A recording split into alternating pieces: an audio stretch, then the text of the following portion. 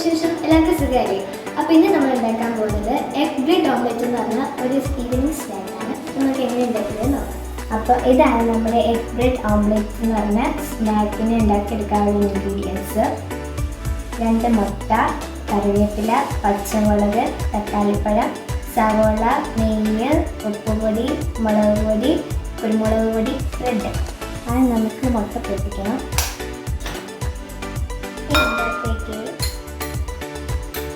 കറിവേപ്പില, പച്ചമുളക്, തക്കാളി, സവോള, കുറച്ച് മുളക് പൊടി, കുറച്ച് കുരുമുളക് പൊടി, കുറച്ച് ഉപ്പ്, ഇതെല്ലാം കൂടെ മിക്സ് ചെയ്യാം.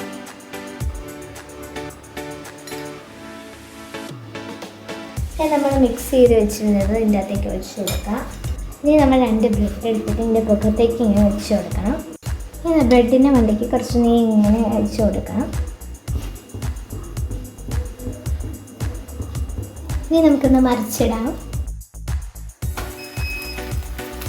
അപ്പം നമ്മുടെ എഗ് ബ്രെഡ് ഓംലെറ്റ് ഇവിടെ റെഡി ആയി വരുന്നുണ്ട്. അപ്പം നമ്മുടെ എഗ് ബ്രെഡ് ഓംലെറ്റ് ഇവിടെ റെഡി ആയിട്ടുണ്ട്.